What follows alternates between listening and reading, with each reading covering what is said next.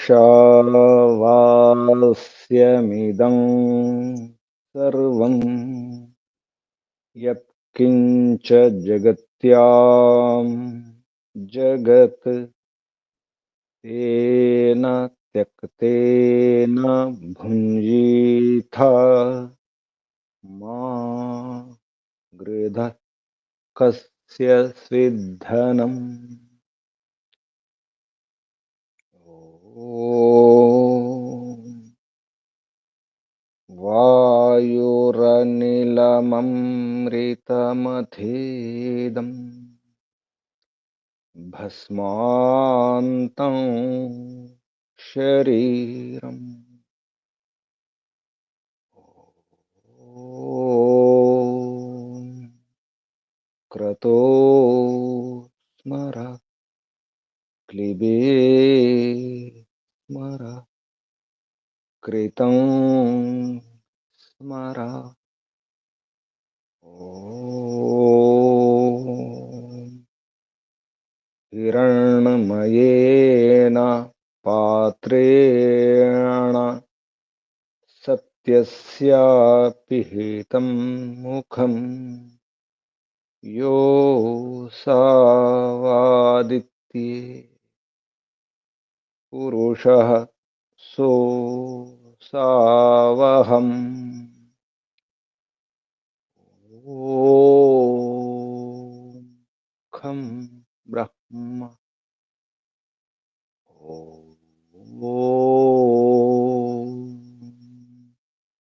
खं ब्रह्म। ॐ खं ब्रह्म। ॐ शान्ति शान्ति शान्तिः। परमपिता परमात्मा ॐ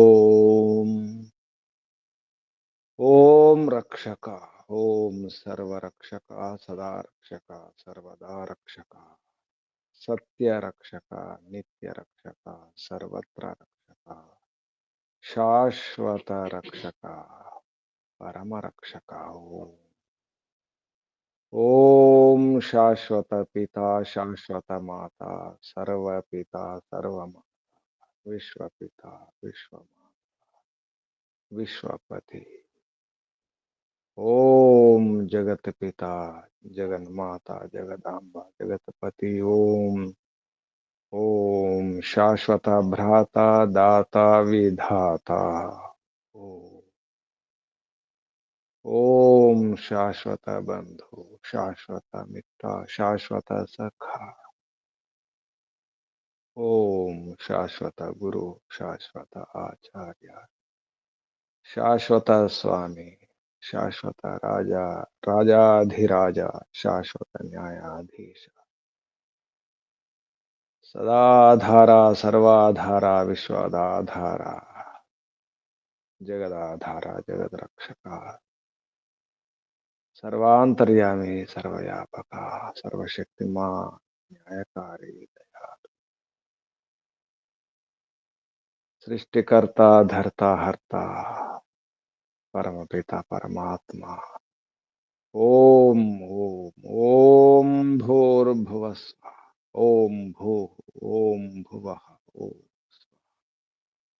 प्राणाधारा जीवनाधारा प्राणप्रिया प्राणदाता समस्त दुख विनाशक सकल क्लेश नाशक संकट मोचक सच्चिदानंद स्वरूप आनंददाता सुखदायक सुखदा आत्मदा बलदा ज्ञानदा बच्चुदा हर्षदा सर्वदा मोक्षदा ओम ओम ఓం కు వందనాలు। ఋషులకు మహర్షులకు మునులకు యోగులకు గురువులకు ఆచార్యులకు అధ్యాపకులకు పెద్దలకు మాతాపితలకు శ్రేయోభిలాషులకు మిత్రులకు జడచేతనాది చరాచర జగత్తుకు స్థావర జంగమాలకు వందన। సర్వేభ్యో నమో నమః. ప్రణవః ప్రణామः.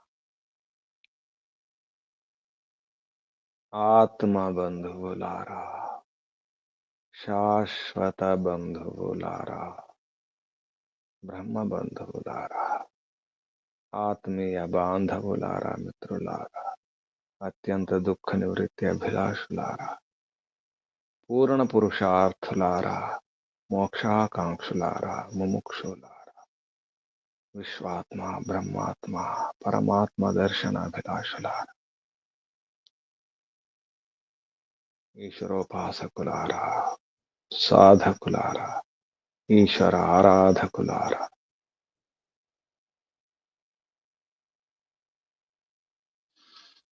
ఈర్ష్యాపాస్యమిదం సర్వం. ఇదం సర్వం జగత్ విశ్వం ఈశా ఆవాస్యం. అంతా ఈశ్వరునిది, పరపిత పరమాత్మదే. ఈశుడు పరమేశ్వరుడు, పరపిత పరమాత్మ, పరమేశ ఈశ పరమ ఈశ ఈశనీయమనే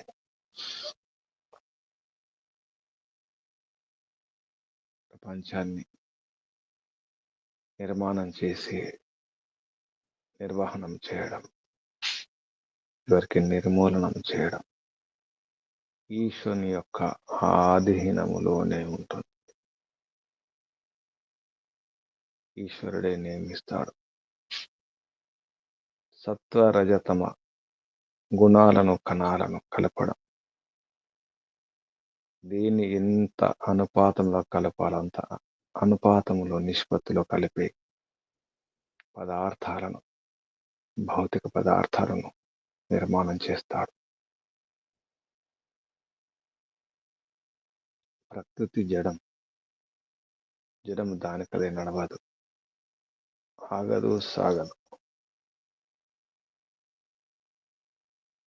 ఏ కణము కూడా దానికదే ఆగడము గాని సాగడము గాని జరగదు. దానికి ఆ శక్తి లేదు, ఆ విచక్షణ లేదు.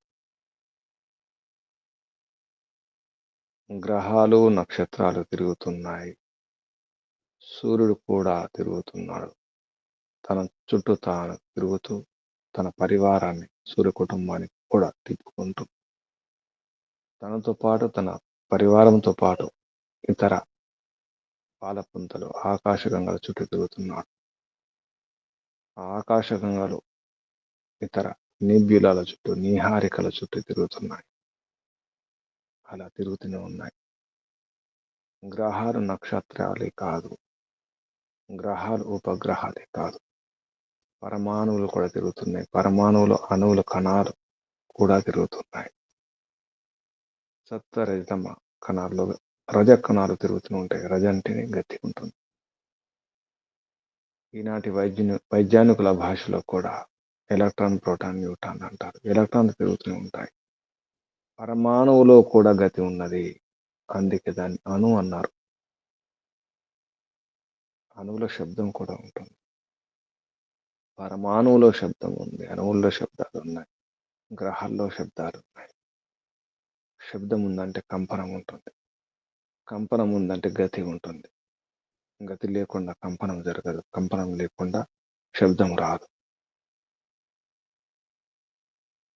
పరంపిత పరమాత్మ యొక్క వ్యవస్థ, పరమాణువులో కూడా పరంపిత పరమాత్మ యొక్క ఈశ నియమాన్ని, ఈశుడు నియమంగా ఉంచేవాడు,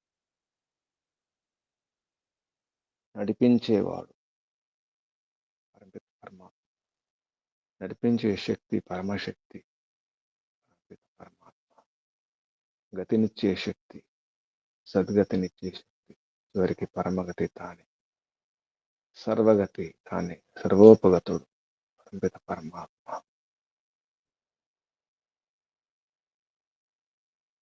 గ్రహాలు నక్షత్రాలు కూడా నడిపిస్తాడు, అందరిని నడిపిస్తాడు. జీవులను కూడా నడిపిస్తున్నాడు, కర్మఫలాన్నిచ్చి, జన్మలనిచ్చి అన్నిటిని నడిపిస్తున్నాడు ఈశుడు. ఈశుడంటేనే యముడు, యమధర్మరాజు. దీన్ని ఎక్కడ ఆపాలో,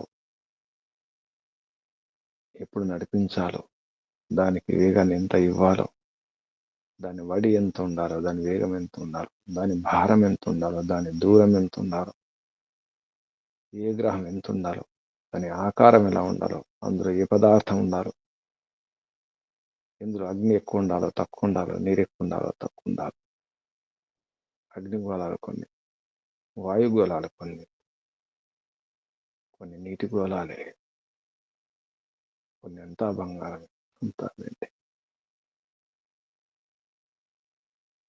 వెండి గోళాలు, బంగారు గోళాలు, సూర్యుడు అగ్నిగోళం, అలాగే వాయుగోళాలు కూడా ఉంటాయి. వాటిని నడిపించాలి. ఎక్కడ వాయువు ఉంచాలి, ఎంత వాయువు ఉంచాలి, ఎంత అగ్ని ఉంచాలి, ఎంత పెంచాలి. ఈశుడు అదుపులో ఉంచాలి, నియంత్రణలో ఉంచాలి, లేకపోతే ప్రమాదం. దూరం ఎక్కువైనా తక్కువైనా, భారం ఎక్కువైనా తక్కువైనా, ఏది ఎక్కువైనా తక్కువైనా సరైన పాలనలో నడిపించాలి. దాన్ని ఎంతవరకు ఉంచాలో అంతవరకు ఉంచాలి. దాని జీవితకాలం ఎంతో అంతవరకు. దాని జీవితకాలాన్ని కూడా నిర్ణయించాలి. ఇది ఎంతవరకు ఉంటుంది, ఎన్ని సంవత్సరాలు ఉంటుంది, తర్వాత ఏం చేయాలి, దాని జీవితం అయిపోయిన తర్వాత దాన్ని ఏం చేయాలి, ఆ నిర్ణీత కాలం పూర్తయిన తర్వాత దాన్ని ఎక్కడికి తీసుకువెళ్ళాలి, తీసుకువెళ్ళి ఎక్కడ ఏం చేయాలి, ఎక్కడ ఉంచాలి, ఎంతవరకు ఉంచాలి, ఆ ఉంచడం కూడా ఎంతవరకు ఉంచాలి, ప్రళయం ఎంతవరకు ఉంచాలి, ఆ ప్రళయంలో ఈ జీవులను ఎక్కడ ఉంచాలి, మోక్షంలో ఉంచాలి, మోక్షంలో ఎవరిని ఉంచాలి, ఎంతకాలం ఉంచాలి, జన్మలను ఇవ్వాలి, ఎప్పుడు జన్మనివ్వాలి, ఎవరికి ఏ జన్మనివ్వాలి, ఎంత ఇవ్వాలి, ఏ జీవికి ఏ జన్మకు ఏ శరీరానికి దాని జీవితకాలం ఎంత ఉంచాలి, ఆ శరీరంలో ఉన్నప్పుడు ఏ సుఖం ఇవ్వాలి, ఏ కష్టం ఇవ్వాలి, సుఖ దుఃఖాలు శరీరాన్ని బట్టి ఎంత, చేసిన కర్మ చేసేంత, జీవుడు చేసుకున్న కర్మ అంత, జీవుడు చేసిన కర్మ ఎంత, దాన్ని లెక్క కట్టాలి, న్యాయమే చేయాలి. ఇదంతా ఈశ్వరుని వల్ల సాధ్యమవుతుంది. ఈశ్వరునికి మాత్రమే, పరమేశ్వరునికి మాత్రమే సాధ్యమవుతుంది. ఈశుడు, పరమేశ్వరుడు, మహేశుడు, మహా ఈశుడు, ఈ మహికే ఈశుడు, మహీషుడు, మహీషుడు, మహేశుడు, మహా ఈశుడు, గొప్ప నియామకుడు, గొప్ప నియంత, గొప్ప ఈశుడు. ఈశుడే కాదు, ఈశ్వరుడు కూడా, ఐశ్వర్యం కలవాడు కూడా, ఐశ్వర్యవంతుడు, అధికారం కలవాడు. ఈ ఐశ్వర్యానికి, ధనానికి, అన్నిటికీ పరమిత పరమాత్మ యజమాని, స్వామి పరమిత పరమాత్మే.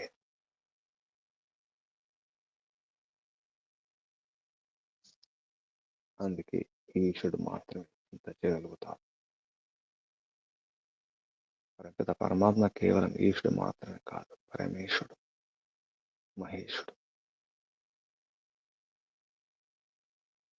ఆ ఈశ్వరుని యొక్క నియంత్రణలో అన్నీ ఉంటున్నాయి, అన్ని ప్రాణులు ఉంటున్నాయి, అన్ని జీవులు ఉంటున్నాయి, మానవుడు తప్ప. అన్ని జల పదార్థాలు ఉంటున్నాయి, సూర్యుడు, చంద్రుడు, గ్రహాలు, నక్షత్రాలు, పాలపుంతలు, ఆకాశ గంగలు, నీహారికలు అన్నీ ఉంటున్నాయి. విశ్వమంతా ఉంటుంది పరమిత పరమాత్మ యొక్క ఆ ఆధీనములో, స్వాధీనములో, నియంత్రణ. ఈశుని యొక్క ఆధీనంలో లేకుండా ఉంటుంది, చెడిపోతుంది, పడిపోతుంది మానవుడు మాత్రమే. ఇన్నింటినీ అన్నింటినీ తన అదుపులో ఉంచుకొని, స్వాధీనంలో ఉంచుకుంటున్న పరమిత పరమాత్మ కూడా స్వతంత్రాన్ని ఇచ్చేసి చూస్తున్నాడు. అనుకుంటున్నాం ఈశ్వరుడు చూడడం లేదు, గమనించడం లేదు, ఫలితం ఇవ్వడం లేదు అనుకుంటున్నాం. ఈశ్వరుడు మాత్రమే కాదు, యముడు కూడా యమధర్మరాజు కూడా, చిత్రగుప్తుడు కూడా అన్నీ చూస్తున్నాడు, గమనిస్తున్నాడు, లెక్కిస్తున్నాడు. గణపతి గణిస్తున్నాడు, పరిగణిస్తున్నాడు. పరంపిత పరమాత్మ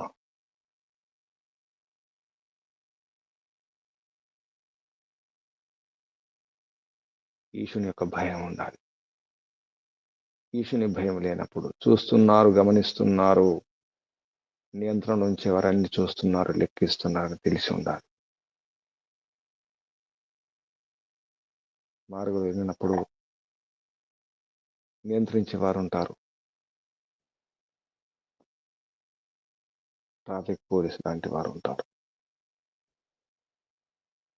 నియంత్రించడానికి అక్కడ కెమెరాలు ఉంటాయి, సీసీ కెమెరాలు ఉంటాయి, లైట్లు ఉంటాయి. నియమాలు పాటిస్తూ నడిపించాలి మన వాహనాన్ని మార్గంలో. నియమాలు పాటించకుండా మన ఇష్టం వచ్చినట్టు ఆ మార్గాన్ని వాడుకుంటే నేరం అవుతుంది, దానికి జరిమానా అవుతుంది. ఎవరు చూడడం లేదని మన ఇష్టం వచ్చినట్టు నడిపిస్తాం. కానీ పరంపిత పరమాత్మ అన్ని చూస్తూనే ఉంటాడు.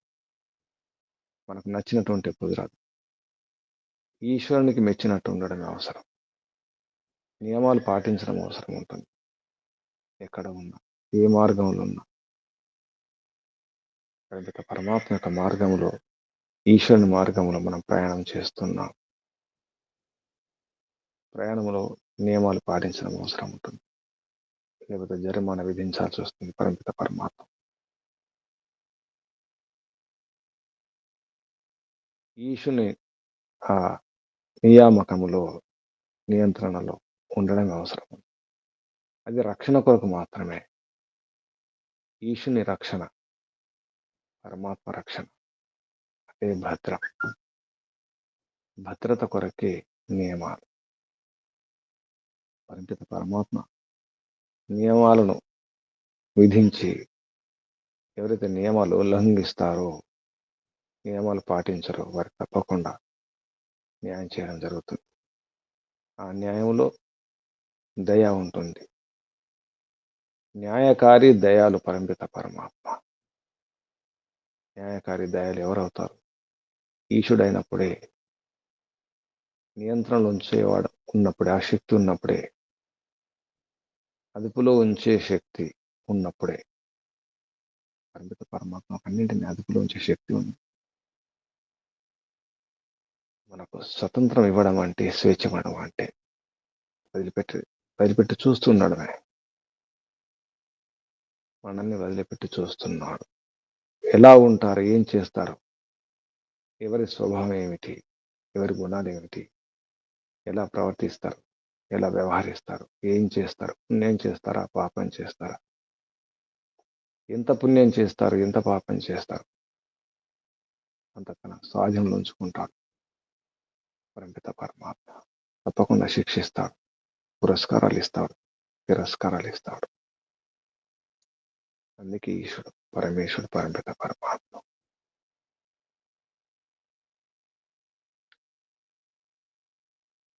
అంతా ఈశ ఆవాసనే. ఈశుని యొక్క, నియామకుని యొక్క, యముడి యొక్క, నియంత యొక్క ఆవాసం ఇదంతా. అణువణువు, కణకణము, ప్రతి పరమాణువు, ప్రతి అణువు అంతా కూడా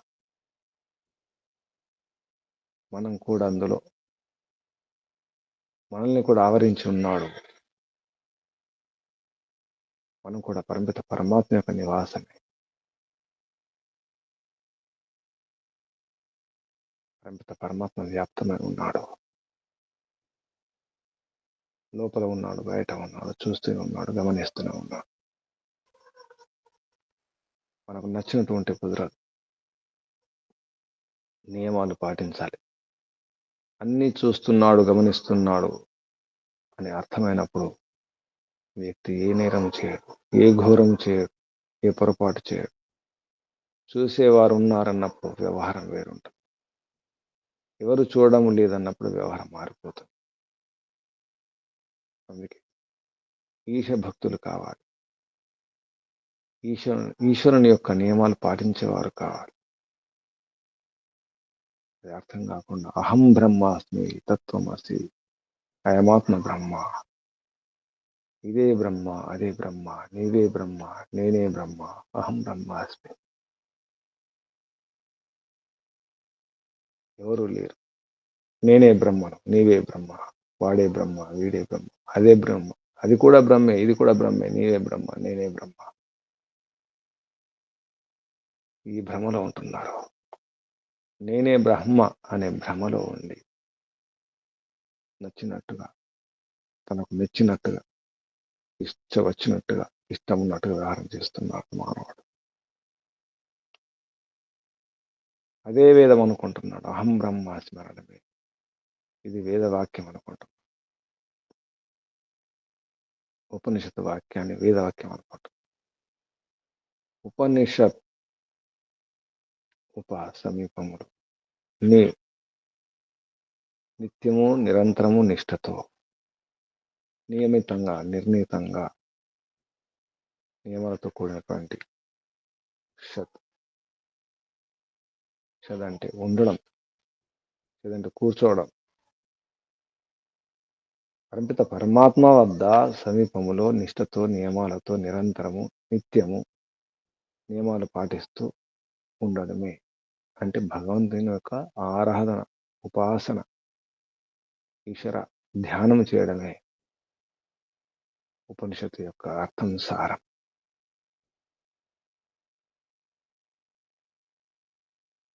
ఈశ్వరుని యొక్క పరమేశ్వరుని యొక్క భక్తులు ఆ నియమాలు పాటించడానికి సిద్ధమై అంగీకరించి పాటిస్తూ ఈశ్వరుని నియమాలు ఏమిటో వ్యవహారంలో ఆచరిస్తూ ఉండడమే ఉపనిషత్తు యొక్క అర్థం. ఉపనిషత్ మరొక అర్థం పరంపిత పరమాత్మ యొక్క రహస్య జ్ఞానం, గూఢమైన జ్ఞానాన్ని అర్థం చేసుకోవడం ఉపనిషత్. అసలైన భక్తి ఉపనిషత్తు. ఈశ్వరుని ముందరే ఉండడం. ముందర ఉన్నామంటే ఉపాధ్యాయుని ముందర ఉన్నప్పుడు విద్యార్థి తప్పు చేయడు. పరంపిత పరమాత్మ, పరమగురు, పరమ ఉపాధ్యాయుడు, పరమాచార్యుడు ఈశ్వరుని యొక్క ముందరే ఉన్నాం. చూస్తున్నాడు, గమనిస్తున్నాడు. ఈశ్వరుని యొక్క ముందర ఉపవాసం చేస్తున్నాం, ఉపనిషత్ చేస్తున్నాం.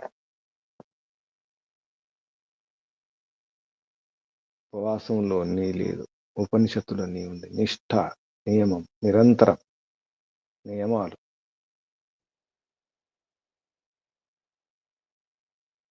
నిర్ణీతంగా, నిర్దిష్టంగా, నిర్దుష్టంగా, ఏ దుష్టత లేకుండా నిర్ణయించినట్టుగా, పరంపిత పరమాత్మ నిర్ణయించినట్టుగా ఉండడం. ఇప్పుడు ఎలా కూర్చున్నాం, ఎలా నిలబడ్డాం అనేది ముఖ్యం. మన వ్యవహారం ఎలా ఉందనేది ముఖ్యం.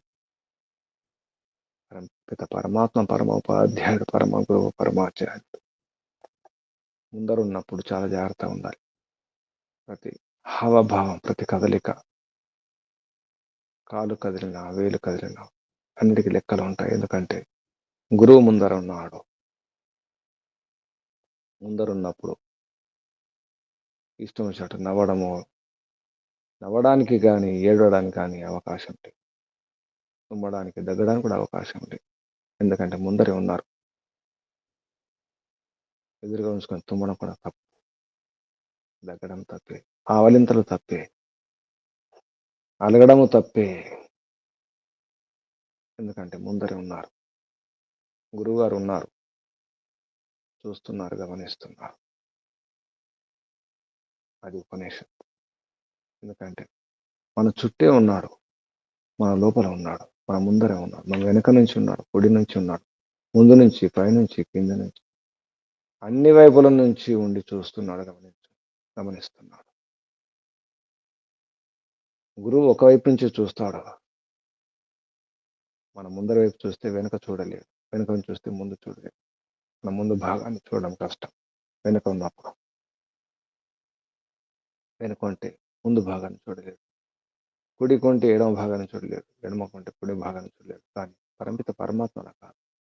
అన్ని వైపుల నుంచి నియముడు ఈశుడు ఉండడమే కాదు, నియమిస్తున్నాడు, ఎలా ఉండాలో నేర్పిస్తున్నాడు, ఎలా ఉండకూడదో నేర్పిస్తున్నాడు, ఎలా ఉండాలో ఎలా ఉండకూడదో. అటువంటి పరమిత పరమాత్మ ఈశుడు కేవలం జీవులనే కాదు, ప్రతి అణువును పరమాణువులో అందులో అణువులు ఎలా ఉండాలి, ఏ పరమాణువులో ఎన్ని సత్వ కణాలు, ఎన్ని రజ కణాలు, ఎన్ని తమ కణాలు ఉండాలి, అవి ఎలా ఉండాలి, వాటి అమరిక ఎలా ఉండాలి, అంత పరమిత పరమాత్మ యొక్క నియామకమే. సర్వనియామకుడు, సదా నియామకుడు, సదా ఈశుడు పరమిత పరమాత్మ ఈశావాస్. ఈశ అంటేనే నియమం, ఈశ నియమనే.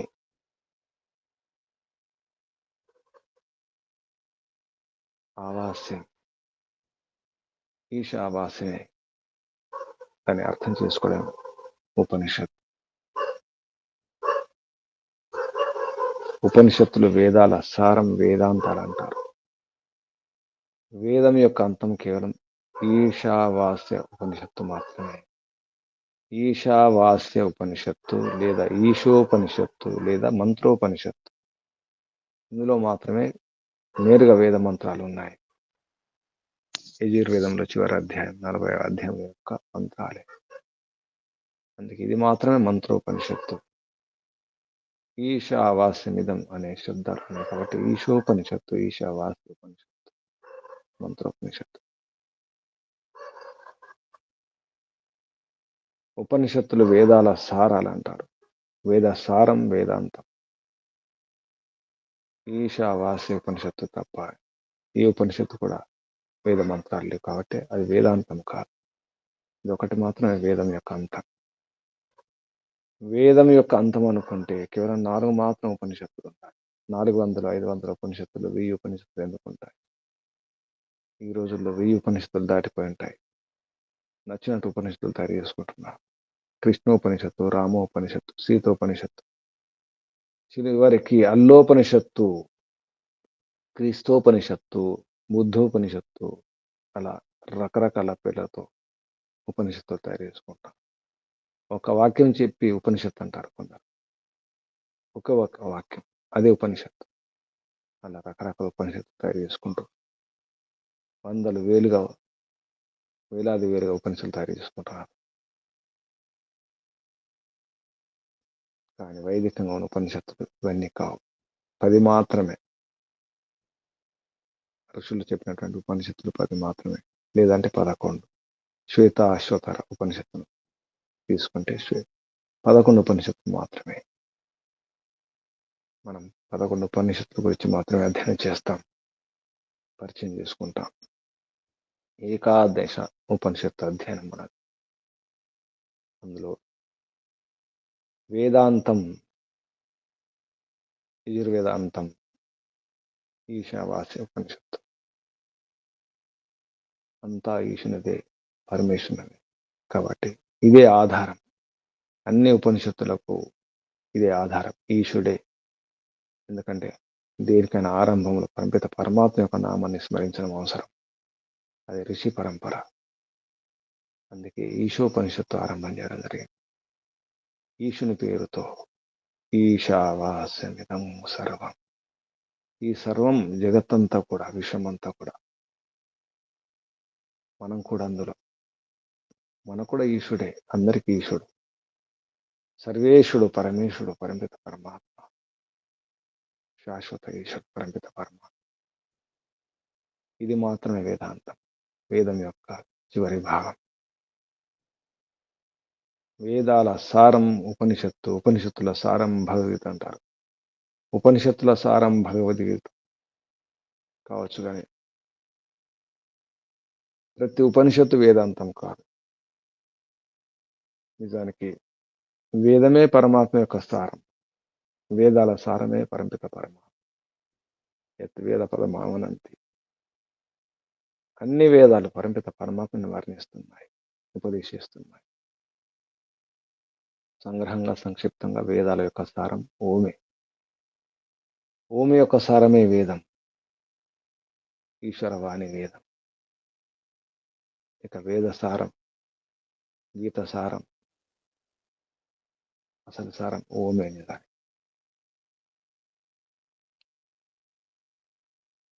గీత మాత్రమే అని కొందరు అనుకుంటారు. భగవద్గీత మాత్రమే. భగవద్గీత, ఈ ఉపనిషత్తులు, వేదాంతం, దీన్ని మించినటువంటి శాస్త్రాలు లేవని చెప్పేసి శంకరాచార్యుల వారు భాషలు రాయడం జరిగింది.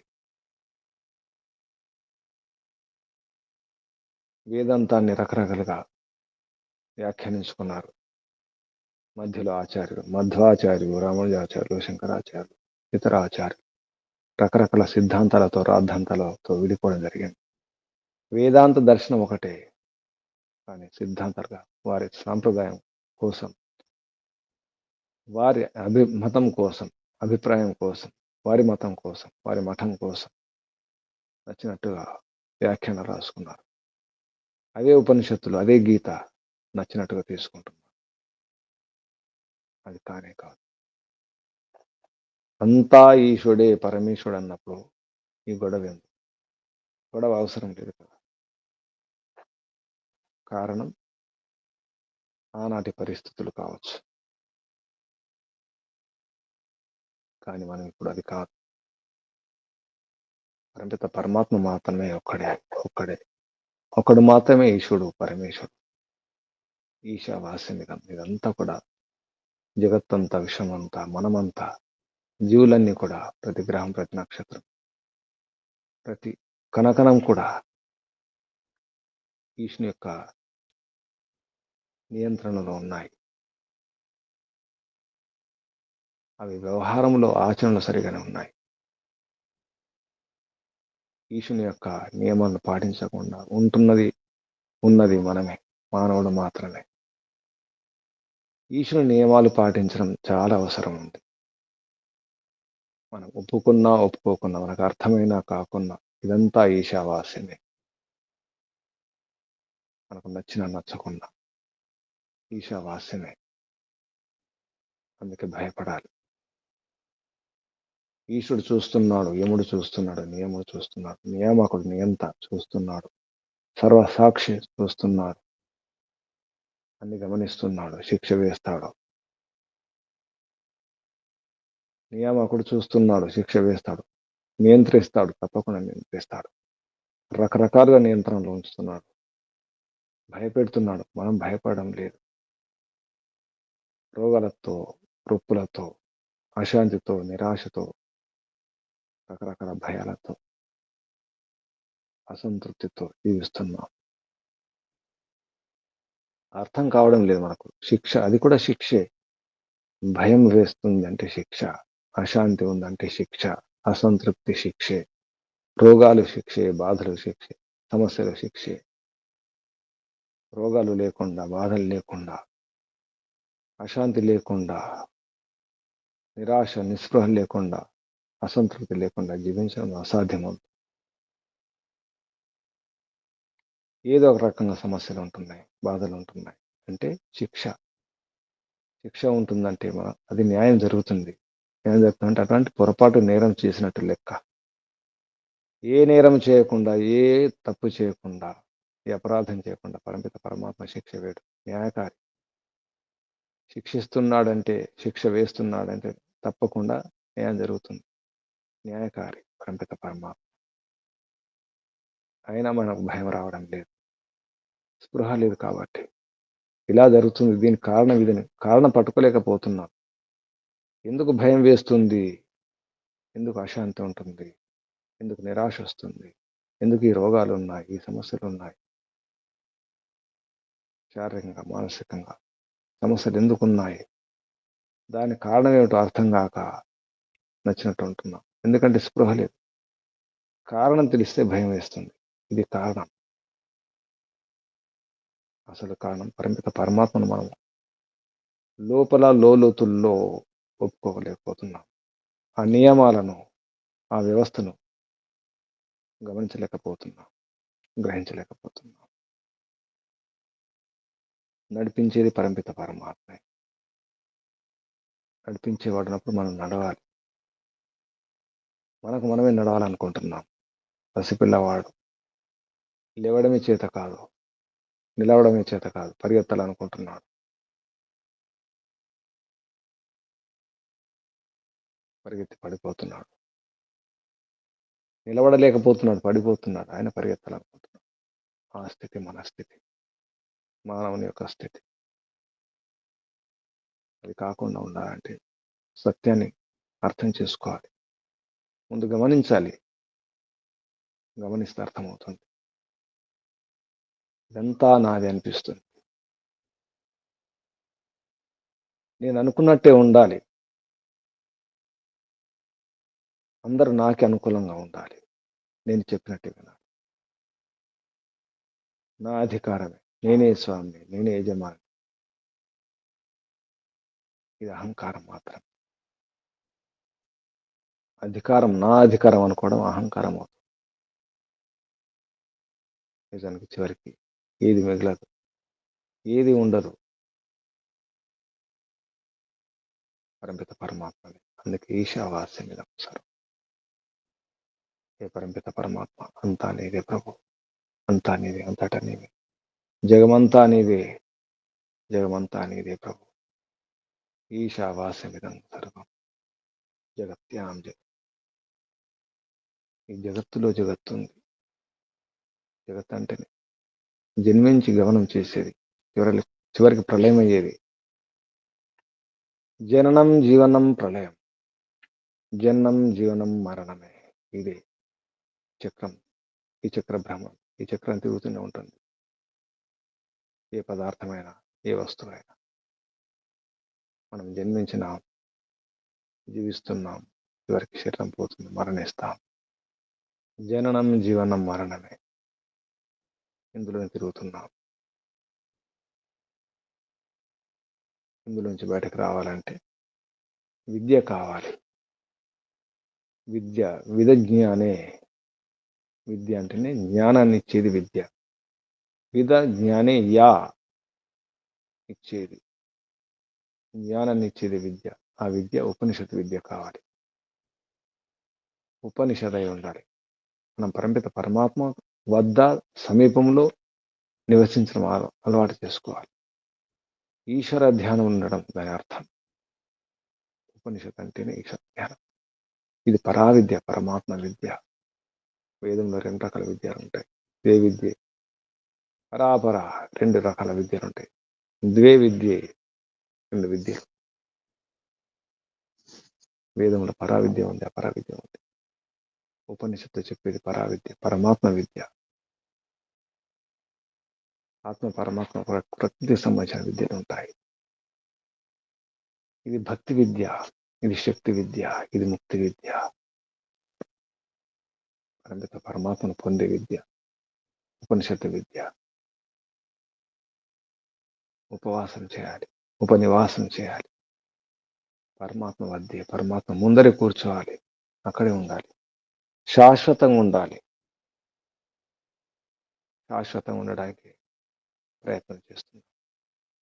శాశ్వత నివాసం పరమిత పరమాత్మ. అదే మోక్షం. పరమిత పరమాత్మ యొక్క ఒడిలో ఉండడమే అసలైన ఆనందం. అప్పుడు ఏ భయం లేదు. ఈశుని ముందరే ఉన్నాం, కానీ భయం లేదు. శరీరంలో ఉన్నప్పుడు భయపడాల్సి వస్తుంది. శరీరంతో ఉన్నప్పుడే భయం. ఎందుకంటే ఆకలి దప్పికలు, రకరకాల కొరతలు ఉంటాయి, గొడవలు ఉంటాయి, రకరకాల బలహీనతలు ఉంటాయి, ఇంద్రియాల సమస్యలు ఉంటాయి, మానసిక సమస్యలు ఉంటాయి. కామ క్రోధ లోభం మోహాలన్నీ కూడా మనసుకు సంబంధించినటువంటి సమస్యలే. మోక్షంలో ఏ మనస్సు లేదు, ఏ కామం లేదు, ఏ క్రోధం లేదు, ఏ మోహం లేదు, ఏ మదమాత్సయం లేదు, ఏ అసూయ లేదు, ఈర్ష్య లేదు, విషాదం లేదు, ఏదీ లేదు అక్కడ. ఏ బరువు లేదు, ఏ బాధ్యత లేదు. అంతా స్వేచ్ఛ, ఆనందమే ఆనందం. శరీరం లేకపోతే ఏమీ లేదు. ఏ ప్రయత్నం అవసరం లేదు, ఏ పురుషార్థం అవసరం లేదు. ఆనందాన్ని అనుభవించడమే హాయిగా ఉండడం. అది పరాంతకాలం, ముక్తి కాలం, దీర్ఘకాలం, చాలా దీర్ఘకాలం. 31 31 నీలములు 10 ఖర్వములు 40 అర్బుదం సంవత్సరాలు, కోటాను కోట్ల సంవత్సరాలు మోక్షం ఉండవచ్చు. దాని కొరకు ఇది ప్రయత్నం అంతా. ఏ సమస్యలు లేకుండా ఉండాలి, ఏ అశాంతి లేకుండా ఉండాలి, అసంతృప్తి లేకుండా ఉండాలి, ఏ బాధలు ఏ వ్యాధులు లేకుండా ఉండాలి. అందరం కోరుకుంటుంది అదే. కానీ నియమాలు పాటించమంటే పాటించడం లేదు. అందుకే ఈశ్వరుడు నియామకుడు, నియమాలు పాటించమంటున్నాడు. అంతా నాదే, అంతా నాదే అంటున్నాడు ఈశ్వరుడు. ఈశావాస్యమిదం సర్వం. కేవలం ఈ భూమి మాత్రమే కాదు, ఈ భూగోళం మాత్రమే కాదు, ఈ సూర్యగోళం సూర్యకుటుంబం మాత్రమే కాదు, అన్ని గోళాలు, అన్ని సూర్యకుటుంబాలు, అన్ని ఆకాశగంగలు, అన్ని నిహారికలు, నిబ్యూలాలు, విశ్వమంతా, విశ్వం దాటి కూడా,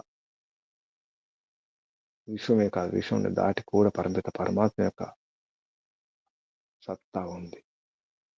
సర్వవ్యాపకుడు, సర్వాన్ని వ్యాపించి ఆవరించి అన్నిటిని నడిపించే పరమిత పరమాత్మ. సహస్ర శీర్ష సహస్రాక్ష సహస్రపాత్, అన్ని అక్షములే, అన్ని కన్నులే, వేలాది లక్షలాది కోటాను కోట్ల కన్నులు. అంటే అంతటా చూస్తాడు.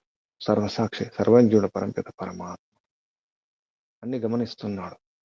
యమధర్మరాజు, చిత్రగుప్తుడు పరమిత పరమాత్మ. గుప్తంగా ఉండి చిత్రమైన పనులు చేసేవాడు.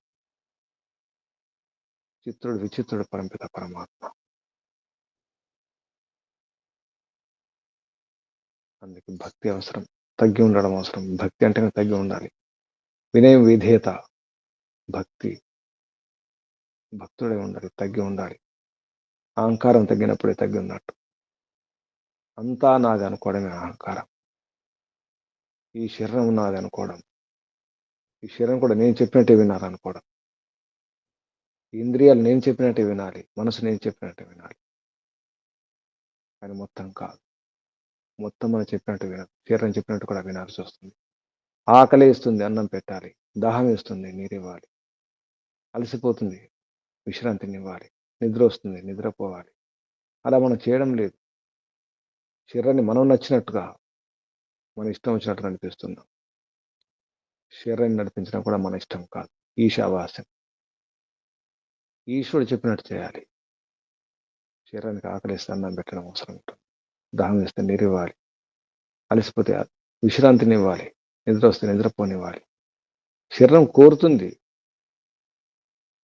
కోరింది ఇవ్వండి. కానీ మనం నచ్చినట్టు చేస్తున్నాం. పశువులను పెంచుకుంటాం, ఆవులను పెంచుకుంటాం. మనకు నచ్చినట్టు నీళ్లు పెడతాం, గడ్డేస్తాం. మనకు నచ్చినప్పుడు, దానికి ఆకలి వేసినప్పుడు కాదు. ఆకలి ఉంటే పెట్టడం లేదు, దాహం వేస్తే నీరు ఇవ్వడం లేదు. దానికి నచ్చినట్టు కాదు, మనకు నచ్చినట్టు. దానికి నచ్చిన ఆహారం కాదు, మనకు నచ్చిన ఆహారం పెడుతున్నాం. మనకు నచ్చినట్టు. మన పిల్లల్ని పెంచుతున్నాం, మనకు నచ్చినట్టు. మనకు నచ్చిన దుస్తులు వేస్తాం, మనకు నచ్చిన ఆహారం ఇస్తాం. మనం మాంసాహారం అయితే మాంసం పెడతాం, శాకాహారం అయితే శాకాహారం ఇస్తాం. పిల్లలు ఏం కోరుకుంటున్నారు, వారికి ఏది అవసరం, ఏది గమనించాం. ఈశావాస్యం కనుక అర్థమైతే ఏది ఎవరికి అవసరమో, ఏం అవసరమో అది ఇవ్వాల్సి వస్తుంది. ఆ విద్య కొరకే అసలైన విద్య ఇది. ఈశావాస్యం అంటే పరమిత పరమాత్మ, ఈశుడు, నియామకుడు, నియమాలు పెట్టేవాడు. ఆ నియమాలు పాటించాలి.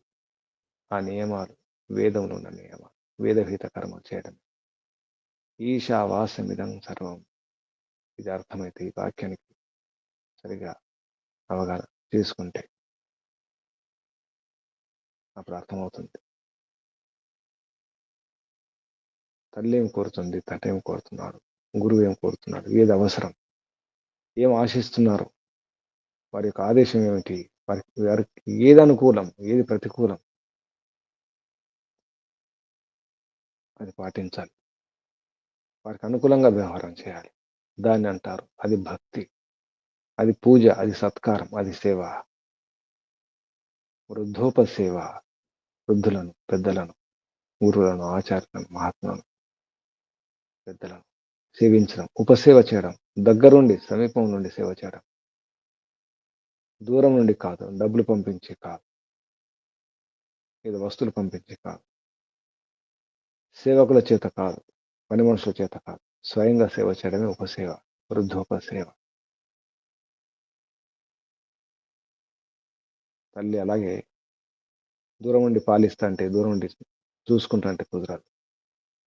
ఈనాటి తల్లుల్లాగా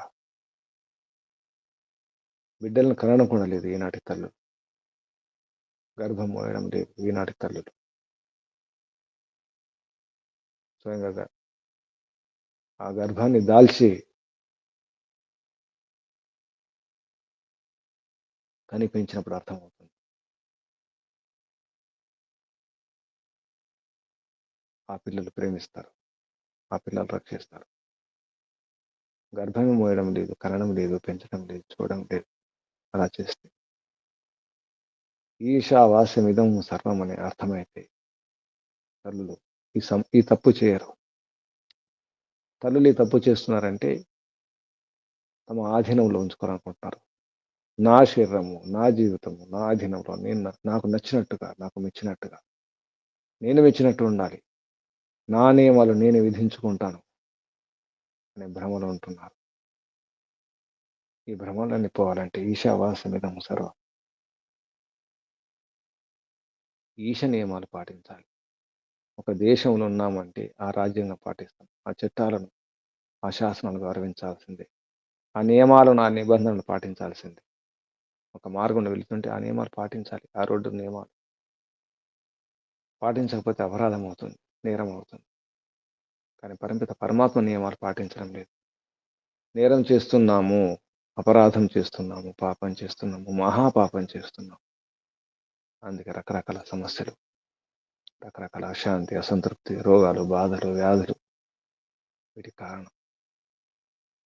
ఈశుడున్నాడు, నియామకుడున్నాడు, నియంత ఉన్నాడు, చూస్తున్నాడు, గమనిస్తున్నాడు, న్యాయకారి ఉన్నాడు, యమధర్మరాజు ఉన్నాడు. ఇది అర్థం కావాలి. ఇది అర్థం కాకుండా ఎవరి నియమాలు వారే, ఎవరి సిద్ధాంతాలు వారే, ఎవరి సంప్రదాయం వారిదే, ఎవరి పంథ వారిదే, నచ్చినట్టు ఉంటున్నారు. ఒక వాక్యానికి అనేక భాషలు రాసుకుంటున్నారు, అనేక అర్థాలు తీసుకుంటున్నారు, నచ్చినట్టు విశ్లేషణ చేసుకుంటున్నారు, నియమాలు తయారు చేసుకుంటున్నారు. ఈశావాస్యమిదం సర్వం, ఇది ఒక వాక్యానికి అర్థం తెలిస్తే, అర్థం చేసుకుంటే, అవగాహన ఉంటే భయపడతాం. ఈశునికి భయపడతాం, పరమాత్మకు భయపడతాం. పరమాత్మకు భయపడితే ప్రపంచానికి భయపడాల్సిన అవసరం ఉంది. ఒక్క పరమాత్మకు భయపడితే చాలు, పరమాత్మ నియమాలు పాటిస్తే చాలు. నియమాలు పాటించేవారు భయపడరు, చట్టాలను గౌరవించేవారు, పాటించేవారు భయపడాల్సిన అవసరం లేదు. శాసనోల్లంఘన, చట్టానికి విరుద్ధంగా వ్యవహరిస్తే పాపం అవుతుంది, నేరం అవుతుంది, శిక్ష ఉంటుంది. పరిమిత పరమాత్మ నియమాలు పాటించడం లేదు.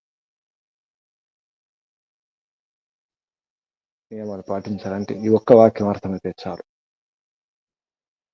అసలైనటువంటి విద్య, పరా విద్య, బ్రహ్మ విద్య, బ్రహ్మజ్ఞానాన్ని ఇచ్చే విద్య బ్రహ్మ విద్య. ఆ బ్రహ్మ విద్య ఉపనిషత్తులో దాగి ఉంది. ఉపనిషత్తుల్లో నిక్షిప్తం చేయడం జరిగింది ఋషుల మహర్షులు.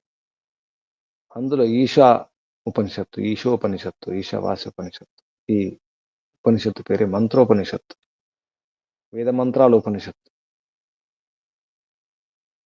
యజుర్వేదం చివరి అధ్యాయం మంత్రాల ఉపనిషత్తు. అసలు సారం ఇది.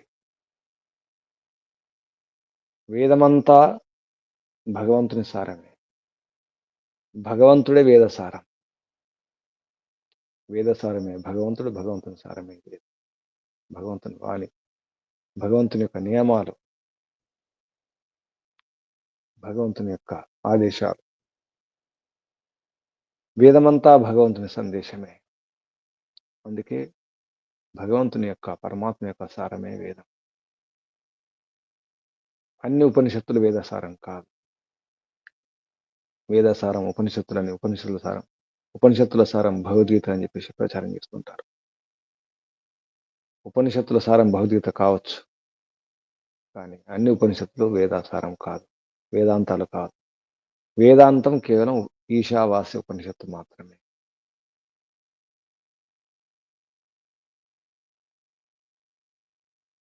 అందుకే ఈశావాస్యం, ఈశుని కావాసంగా అంటారు.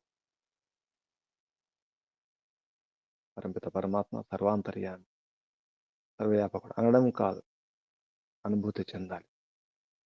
సర్వ అంతర్యామి, అన్నింటిలో ఉండి, అంతరముల లోపల ఉండి, యామి యముడు, నడిపించేవాడు సర్వాంతర్యామి.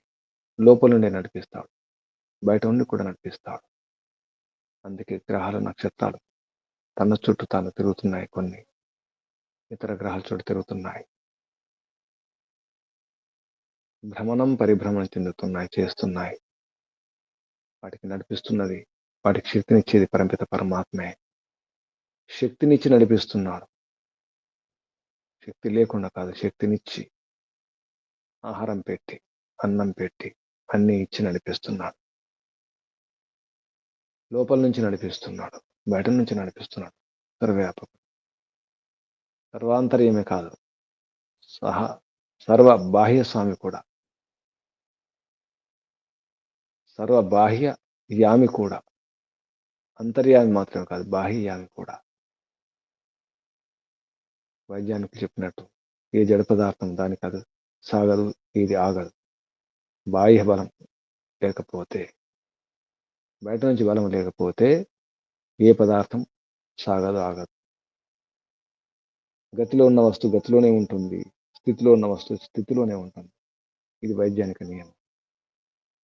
అటువంటిది ఈ జడ పదార్థాలు, ఈ గ్రహాలు నక్షత్రాలను కూడా ఎలా తిరుగుతున్నాయి, పరమాణువులో కణాలు ఎలా తిరుగుతున్నాయి, లోపల ఎవరు నడిపిస్తున్నారు, పరమాణువులో, అణువుల్లో, కణాల్లో, ఈ బ్రహ్మాండముల్లో, గ్రహాల్లో, ఈ నక్షత్రాల్లో ఆ గతి ఎక్కడి నుంచి వచ్చింది, దానికి శక్తి ఎక్కడి నుంచి వచ్చింది? ఈశావాస్యం అయితేనే సాధ్యం. అది ఈశుడైతేనే సాధ్యం. ఈశ నియమనే, నియామకుడైనప్పుడే సాధ్యం. సర్వాంతర్యామి అయినప్పుడే సాధ్యం, సర్వవ్యాపకుడు అయినప్పుడే సాధ్యం. సర్వ ఉపగతుండు పరంపిత పరమాత్మ. సపరి అగాత్, పరి అగాత్.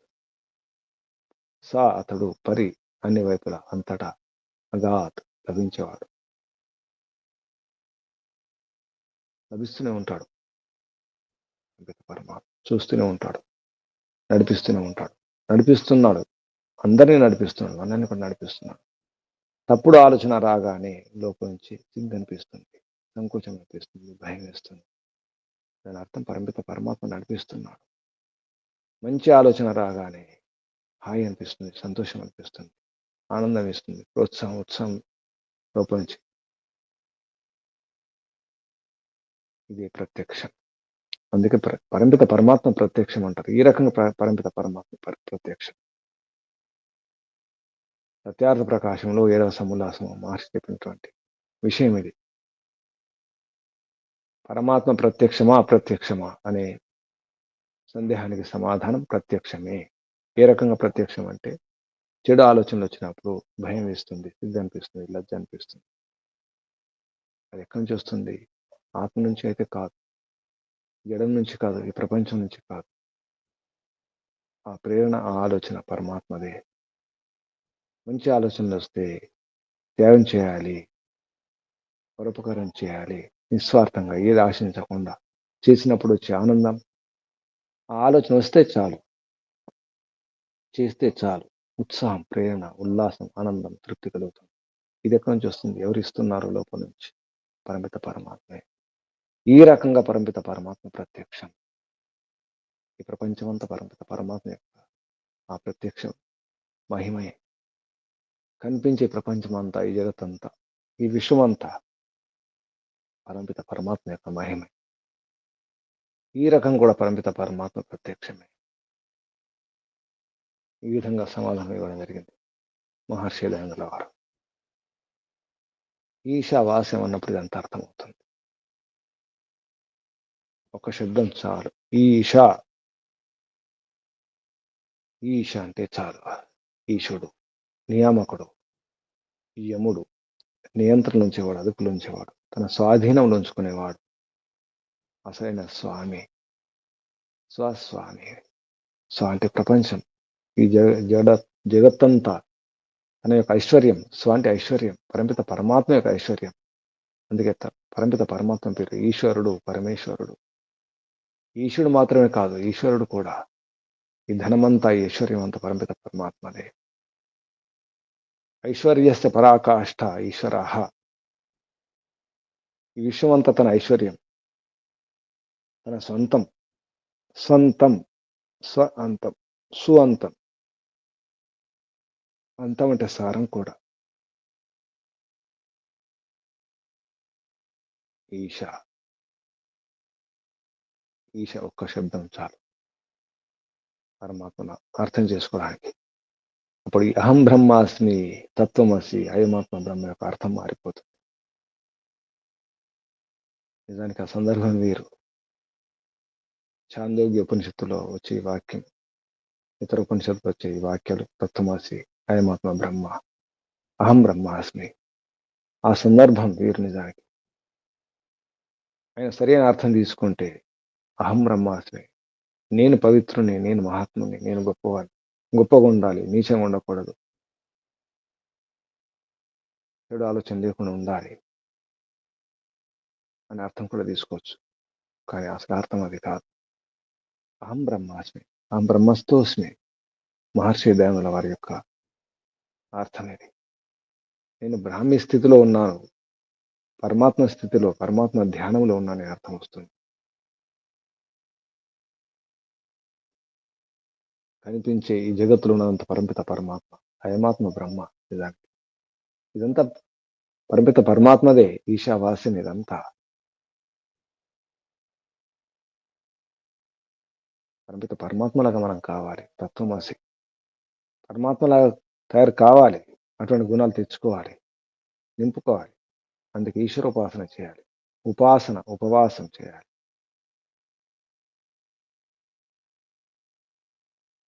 ఆసనం చేసుకోవాలి, సమీప ఆసనం వేసుకుని ఉండాలి, పరమాత్మ ముందరే కూర్చోవాలి. అదే ఉపనిషత్. ఉపనిషత్ కావాలి. ఓం ఆవసో సదనే సీద అంటాం. ఈ సదనంపై రండి, కూర్చోండి అని ఋత్విక్ వరణం. సంస్కారాల్లో, యజ్ఞయాగాల్లో పురోహితం పిలుస్తాం. రండి కూర్చోండి, ఆసనం గ్రహించండి అంటాం. సీదా కూర్చోండి. ఉపనిషత్ అంటే కూడా అదే, పరమిత పరమాత్మ వద్ద కూర్చోవడం. నిష్ఠతో కూర్చోవాలి, నియమాలతో, నియమాలు పాటిస్తూ నిరంతరం నిష్ఠతో నియమాలు పాటిస్తూ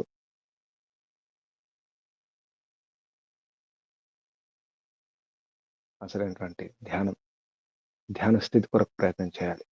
పరమాత్మ ధ్యానంలో దాని కొరకు ప్రయత్నం చేయాలి. ఈశ్వర ప్రణిధానం చేస్తూ ఉండాలి. అనన్య భక్తి, విశేష భక్తి అవసరం. అది నేర్పించడానికి ఉపనిషత్తులు, ఋషులు, మహర్షులు ఈ ఉపనిషత్తులను నిర్మించింది దాని కొరకే. పరావిద్య, పరమాత్మ శక్తిని, పరాశక్తిని, ఆదిశక్తిని, ఆదిమూల శక్తిని అర్థం చేసుకోవడానికే ఈ ఉపనిషత్తు విద్య. ఇదే బ్రహ్మ విద్య. అసలు బ్రహ్మ విద్య, రహస్య విద్య. మరొక అర్థం, నిక్షిప్తంగా ఉన్నటువంటి వేదాల్లో పరమాత్మ గురించినటువంటి జ్ఞాన విజ్ఞానం, భక్తిని నిక్షిప్తం చేసుకున్నటువంటి శాస్త్రాలు, ఉపనిషత్తులు పరమాత్మ యొక్క రహస్యాన్ని విప్పి చెప్పేవి. ఇది రహస్య విద్య, పరమాత్మ విద్య, పరావిద్య, ఆత్మ పరమాత్మల విద్య, మూల విషయాల, మూల తత్వాల విద్య. ఇది ఆత్మ, పరమాత్మ, ప్రకృతి, మూల ప్రకృతి సంబంధించినటువంటి రహస్య విద్య. అసలైన విద్య, ఆత్మకు అవసరమైన విద్య. అపరావిద్య సాధనలు అయితే పరావిద్య లక్ష్యం. మన లక్ష్యాన్ని చేసుకోవడానికి మన గమ్యాన్ని చేరుకోవడానికి ఉపయోగపడే సాధనం ఈ విద్య, ఉపనిషత్తు విద్య, బ్రహ్మ విద్య, పరావిద్య. దానికి మూలం ఈశావాస్య ఉపనిషత్తు. అందులో మూలం ఈశావాస్యమిదం సర్వం, ఈ వాక్యం ఆధారం. అందులో అసలైనటువంటి ఆధారం, దానికి శక్తి ఈశా ఆవాస్యం. ఈశ్వరుని యొక్క ఆవాసం ఇదంతా. ఇలా సరిగా అర్థం అయినప్పుడు భగవంతుని నియమాలు పాటిస్తాం, వేద విహిత కర్మలు చేస్తాం. ఎప్పుడైతే వేద విహిత కర్మలు చేస్తామో ఏది అంటుకోదు, అది నిష్కామ కర్మ అవుతుంది. నిష్కామ కర్మ వలన, తత్వజ్ఞానం వలన మోక్షమే లభిస్తుంది. జ్ఞానానుముక్తి సాంఖ్య దర్శనంలో వాక్యం, సూత్రం ఇది. తత్వజ్ఞానాత్, జ్ఞానానుముక్తి అంటే విడదీస్తే జ్ఞానాత్ ముక్తి, జ్ఞానం వలన ముక్తి లభిస్తుంది, తత్వజ్ఞానం వలన ముక్తి లభిస్తుంది. నిష్కామ కర్మ తత్వజ్ఞానం, దాని పేరు వివేక జ్ఞానం, విచక్షణ జ్ఞానం. విడదీసి చూసుకున్నటువంటి జ్ఞానం. ఆత్మ ఏమిటి, పరమాత్మ ఏమిటి, ఈ మూల ప్రకృతి ఏమిటి, జగత్ ఏమిటి, జడ జగత్ ఏమిటి, దీని రహస్యం ఏమిటి, దీనికి మూలం ఏమిటి, ఎవరు నడిపిస్తున్నారు, ఎవరు లయం చేస్తున్నారు, ఒక లయం చేస్తున్నారు, నిర్మించింది ఎవరు, నిర్వహణ చేస్తున్నది ఎవరు, నిర్మూలన చేస్తున్నది ఎవరు, సృష్టి స్థితి లయ కారకుడు ఎవరు, ఇది అర్థం కావాలి. ఈశావాస్యమిదం సర్వం యత్కించ, ఏ కొంచెం మిగిలి ఉన్నదంతా కూడా జగత్యం జగత్, జగత్తులో ఉన్నటువంటి జగత్ అంతా కూడా. జగత్ అంటేనే జన్మించి గమనం చేసేది, చివరికి ప్రళయం అయ్యేది, పుట్టి గిట్టేది, అందులో గతి ఉన్నటువంటిది జగత్తు. జగత్తులో గతి ఉంది, అందులో గతి ఉంది. మళ్ళీ జగత్తులో జగత్తు ఉంది, జగత్యాం జగత్, జగత్తులో ఉన్నటువంటి జగత్తు, దాని కూడా పరంపిత పరమాత్మ ఈశావాస్యం అంటారు. ఎతికించ, ఏ కొంచెం కూడా మిగిలినటువంటి, ఏ కణమైన పరమాణమైన సూక్ష్మ కణమైన, అందులో కూడా పరంపిత పరమాత్మ యొక్క నియమనమే, నియంత్రణే. తేన తెక్తేన భుంజిత, ఆ పరంపిత పరమాత్మ ఒసగిందే, ఇచ్చిందే, మనకు వదిలిపెట్టిందే, దాన్ని మాత్రం అనుభవించాలి, భోగించాలి. ఏది ఇస్తుంది? సుఖం ఇస్తే సుఖం, దుఃఖం ఇస్తే దుఃఖం, మన కర్మ ఫలానుసారంగా. భోగం, సుఖ దుఃఖాల భోగం, సుఖ దుఃఖాల అనుభవం, అనుభవించాల్సిందే, భోగించాల్సిందే. తేన తెక్తేన, కాదు అవును అనడానికి వీల్లేదు. ఇది అదే న్యాయం, పరంపిత పరమాత్మ ఇచ్చిందే న్యాయం, చెప్పిందే వేదం. మా గృధా కస్య ధనం, ఎవరి ధనాన్ని ఆశించకూడదు, లోభం పనికిరాదు. మన వస్తువు మనదే కాదు, నిజానికి ఈ శరీరం మనది కాదు, మన ఇల్లు మనది కాదు, ఏది మనది కాదు, కానీ ఇతరుల ధనాన్ని ఆశిస్తున్నాం, అది మహాపరాధం అన్నారు. మన వస్తువు మనది కాదు, మనదాన్ని మనం కాదనుకుంటున్నాం, అవును అనుకుంటున్నాం, అర్థం కాకుండా ఉంటుంది. ఏది నాదో ఏది నీదో అర్థం కాదు. నాదే నాది కాదు, నాది కాని దాన్ని నాది అనుకుంటున్నాను, ఇదే అపరాధం, ఇదే పాపం. ఇతరుల ధనాన్ని ఇంకా ఆశిస్తున్నాం, స్వాధీనం చేసుకోవడానికి మోసం చేసి రకరకాల వ్యవహారాలతో అధికారం ఉండాలని చెప్పి కోరుకుంటాం, అనుకుంటాం. లోపల అనుకోవడం కూడా మహాపాపం అన్నారు. అటువంటిది మా గృతాకస్య ధనం. ఎందుకంటే పరమిత పరమాత్మ ఈ ధనమంతా, కస్య అంటే మరొక అర్థం, ఈశ్వరస్య సుఖస్య, సుఖ స్వరూపస్య. కా అంటే సుఖం, సుఖవంతుడు పరమిత పరమాత్మే. పరమిత పరమాత్మ యొక్క నామం అనేక నామాల ఒక నామం కహ, సుఖ స్వరూపుడు అనే అర్థం వస్తుంది. కస్మై దేవాయ హవిష విధేమ,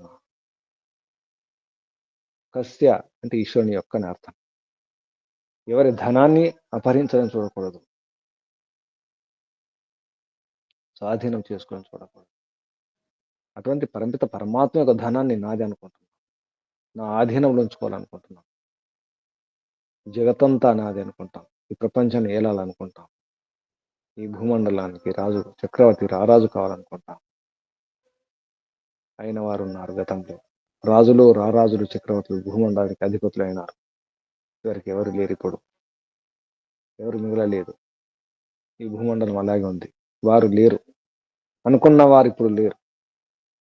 నేను నేను నాది నాది అంతా నాదే, జగమంతా నాదే, ఈ భూమండలం నాదే, నా అధికారం, నేనే రాజును, నేనే స్వామిని అనుకున్న వారు ఎవరు లేరు, ఎవరు మిగలరు కూడా. అందుకే కస్య ధనం, ఎంత సుఖ స్వరూపుని యొక్క ధనం ఇదంతా.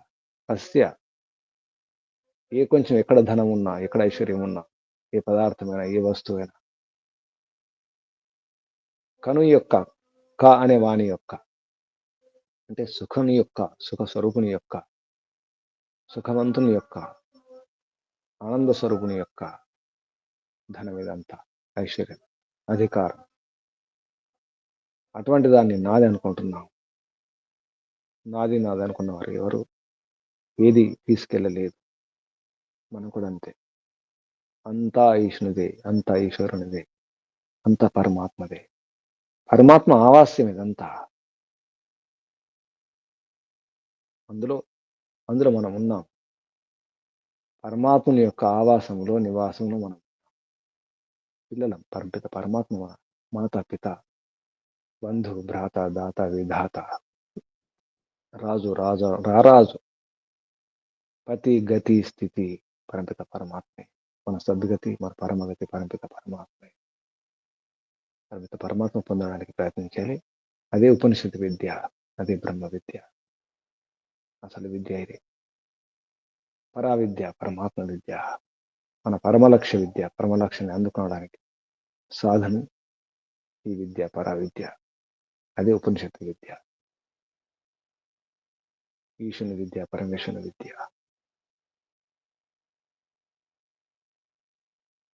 మానవ దేహం నుండి పాటించవలసినటువంటి నియమాలు వేదభీత కర్మలే.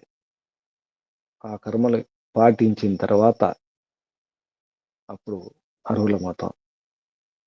వేదవిహిత కర్మలు పాటిస్తేనే అర్హత లభిస్తుంది, యోగ్యత లభిస్తుంది. అందులో ఎక్కడికి వెళ్ళాలో, ఎలా వెళ్ళాలో, ఆ వెళ్ళిన తర్వాత అక్కడ ఏముంటుందో, ఇదంతా ఎవరిదో, ఎందుకు ప్రయత్నం చేయాలో, ఇదంతా నేర్పించే విద్య ఉపనిషత్తు విద్య. ఇదే ముఖ్యమైన విద్య. జీవాత్మలకు సంబంధించిన విద్య. జీవాత్మకు సరైన దారి చూపే కరదీపిక ఇది. ఒక దివ్వె, ఒక దివిటిది, సరైన మార్గదర్శకం ఉపనిషత్తు. నేరుగా పరమాత్మ గురించి చెప్పే శాస్త్రాలు ఉపనిషత్తులు. అందులో మనం వేదాంతం యొక్క, వేద మంత్రాల యొక్క ఉపనిషత్తు ఆరంభం చేసుకున్నాం. ఈశోపనిషత్తు అంతా ఈశ్వరునిదే, జగమంతా ఈశ్వరునిదే. ఈశావాస్యమిదం సర్వం, ఈశావాస్యమిదం సర్వం, ఈశావాస్యమిదం సర్వం, ఈశావాస్యమిదం సర్వం, ఈశావాస్యమిదం సర్వం. ఈ వాక్యాన్ని జపం చేసుకోవచ్చు. వేద మంత్రం కూడా, వేద వాక్యం కూడా పరమాత్మ యొక్క వాణి. పరమాత్మ చెప్పుకుంటున్నాడు, తనకు తాను చెప్పుకుంటున్నాడు. ఇదంతా ఈశ్వరుని యొక్క ఆవాసమే. మీరు భ్రమలు ఉండకండి, భ్రాంతి పొందకండి. బ్రహ్మను పొందాలంటే ఈ భ్రాంతులను దూరం చేసుకోవాలి. భ్రమలు లేకుండా ప్రయత్నం చేయండి, అప్పుడు బ్రహ్మ లభిస్తాడు. బ్రహ్మ ప్రాప్తికి భ్రమ విముక్తి కావాలి. బ్రహ్మ ప్రాప్తి కావాలంటే భ్రమలను ముక్తి చేసుకోవాలి, భ్రమ నుండి ముక్తి కావాలి. భ్రమ విముక్తి, బ్రహ్మ ముక్తి. ఈశావాసం యత్కించ జగత్యాం జగత్ తేన త్యక్తేన భుంజీథ మా గృథ కస్య సిద్ధం. కను యొక్క, క అనే వాణి యొక్క సుఖ స్వరూపం యొక్క ధనం. అందుకే ఆశించకూడదు. ఆశించిన ఫలితం లేదు, వదిలిపెట్టుకోవాల్సిందే. ఎక్కడికి తీసుకోలేదు. అంతటా పరమిత పరమాత్మ ఉన్నాడు, లోపల బయట ఉన్నాడు. ఎక్కడ తీసుకెళ్లి మోసిపెట్టినా అక్కడ మళ్ళీ అదే ఉంటుంది. వస్తువుని జరపడం మాత్రం జరుగుతుంది. అక్కడున్నారా ఇక్కడ, ఇక్కడున్నారా ఎక్కడ, అక్కడున్న వస్తువు ఇక్కడ, ఇక్కడున్న వస్తువు అక్కడ, అక్కడున్న బంగారం ఇక్కడ, ఇక్కడున్న బంగారం అక్కడ. వస్తువులు మారుతున్నాయి, స్థాన మార్పిడి జరుగుతుంది, కానీ మనం ఏమి సాధించడం లేదు. మళ్ళీ అక్కడే ఉంటున్నాయి. ఈ భూమి మీద ఉన్న వస్తువులు భూమి మీదనే ఉంటున్నాయి. కానీ నాశనం చేస్తున్నాం. మానవుడు నాశనం చేస్తూ అక్కడిక్కడ పారేసుకుంటున్నాం. అక్కడున్న మట్టి ఇక్కడ, ఇక్కడున్న మట్టి అక్కడ, ఆ ఇటుకలు ఇక్కడ, ఈ ఇటుకలు అక్కడ, ఆ రాళ్ళు ఇక్కడ, ఈ రాళ్ళు అక్కడ, కొండలంతా వేసి వనాలను నాశనం చేసి చివరికి తానెక్కి కూర్చున్న కొమ్మనే తాను నరుక్కుంటున్నాడు. తన గొడ్డలతో తన కాలం నరికేసుకుంటున్నాడు. తనకు తాను నష్టమైపోతున్నాడు. కష్టపడుతున్నాడు మానవుడు. అర్థం చేసుకోవడం లేదు. అంతా ఈశావాస్యమే. కస్యస్వి ధనం. ఈ ధనమంతా ఆనంద స్వరూపుని యొక్క ధనమే, పరమాత్మ ధనమే అనుకుంటున్నాడు. కొద్దిసేపు నాది నాది. పిల్లలు అనుకుంటారు ఇది నాది, ఇది నాది, కొట్లాడుకుంటారు. అది ఎవరిది కాదు. అటువంటి వస్తువు నాది నాది అంటారు కొందరు. అనవసరంగా తగాదాలు, వివాదాలు. చివరికి ఎవరిది కాదు అది. ఇద్దరు వెళ్ళిపోతారు. తగాదాలు మాత్రమే మిగిలిపోతాయి. వివాదాలు న్యాయాలలో ఉంటాయి. వారి పిల్లలు ఆ తగాదాల్లో, వివాదాల్లో పోరాడుతుంటారు. వారు పోతుంటారు. కానీ వస్తువు, ఆ భూమి అక్కడే ఉంటుంది. ఆ ధనం అక్కడే ఉంటుంది. చాలా వింత. ఈ జీవితం అంతా వ్యర్థం చేసుకుంటున్నాం. వృధాగా పోతుంది. ఏ సుఖం అనుభవించడం లేదు. ఈ భౌతిక సుఖాలు కూడా అనుభవించడం లేదు. ఆ గొడవల్లో, ఆ తగాదాల్లో, వివాదాల్లో అశాంతి, అసంతృప్తి, నిరాశ, భయాలు. కారణం నాది నాదనుకోవడమే. అసలు ఏది నాదో అర్థం చేసుకోవడానికి ప్రయత్నం చేద్దాం. ఎవరు నా వారు, ఏది నాది, ఎవరికి మిగిలేది ఏది, ఏ బంధం శాశ్వత బంధం, ఈ ప్రపంచమా పరమాత్మనా, ఎక్కడ ఉండాలి మనం, ఎక్కడుంటే సురక్షితం, పరమాత్మ వద్ద ఉండడమా, ప్రపంచం వద్ద ఉండడమా, ఎక్కడ ఉండాలి, ఎవరిని పట్టుకోవాలి, ఎవరిని నమ్మాలి, ఎవరు మనకు ఆధారం, ఎవరు భద్రం, మన భద్రత ఎక్కడ, మన సురక్ష ఎక్కడ, మనకు సుఖం ఎక్కడ, అసలైన సుఖం ఎక్కడ, అంతా సుఖమంతా ఎక్కడ, నిరంతర సుఖం ఎక్కడ, ఆనందం, నిత్యానందం, సత్యానందం ఎక్కడ, బ్రహ్మానందం ఎక్కడ, విశుద్ధ ఆనందం ఎక్కడ, మోక్షం ఎక్కడ, ఎక్కడ దుఃఖాలు ఉన్నాయి, ఎక్కడ సుఖాలు ఉన్నాయి, అర్థం చేసుకుందాం, ఆచరిద్దాం, మోక్షానందాన్ని అనుభవించే ప్రయత్నం చేద్దాం. సరిగా అర్థం చేసుకుంటే ఆనందమే ఆనందం, ఇక్కడే ఆనందం, ఇప్పుడే ఆనందం, అంత పరమాత్మే. పరమాత్మ అంతటా ఉన్నాడు, సర్వాంతర్యామి. అక్కడ ఉంది ఆనందం, ఇక్కడ ఉంది ఆనందం, అంతటా ఉంది ఆనందం, అంత ఈశావాస్యమే. ఓం ఓం ఓం. శాంతి. పరమపిత పరమాత్మకు, సర్వాంతర్యామి, సర్వవ్యాపకునికి, ఋషులకు, మహర్షులకు, గురువులందరికీ, ఆచార్యులందరికీ, మాతాపితలందరికీ ధన్యవాదాలు, వందనాలు, ప్రణామాలు. బంధువులారా, సాధకులారా, ఈ విషయాన్ని అర్థం చేసుకుని సాధన చేయండి. బ్రాహ్మీ స్థితిలో, పరమాత్మ స్థితిలో, పరమాత్మ ఆనందాన్ని అనుభవిస్తూ పరమాత్మ ధ్యానంలో ఈ జీవనాన్ని గడపడానికి ఈ అవకాశం లభించింది. ఈశ్వర ధ్యానంలోని ప్రయత్నం చేద్దాం. ఈరోజు ధ్యానం ఈశావాస్యమిదం సర్వం, ఈశావాస్యమిదం సర్వం, ఈశావాస్యమిదం సర్వం, ఈశావాస్యమిదం సర్వం. ఈ వాక్యాన్ని ధ్యానం చేసుకోండి, మాటి మాటి గుర్తు చేసుకోండి. అసలైన ఆనందాన్ని అనుభవించడానికి ప్రయత్నం చేయండి. ఇలా చేస్తే ఈ క్షణమే మోక్షం, ఈ దినమే మోక్షం, ఈ జన్మలోనే అవకాశం ఉంది, ఈ జన్మతోనే మోక్షం, ఈ శరీరంతోనే, ఈ శరీరంలోనే, ఇక్కడే అవకాశం ఉంది, ఈ మానవ జన్మలోనే, ఈ మానవ దేహంతోనే సాధ్యమే. ఓం శం శుభం. ఓం ఓం ఓం శాంతి.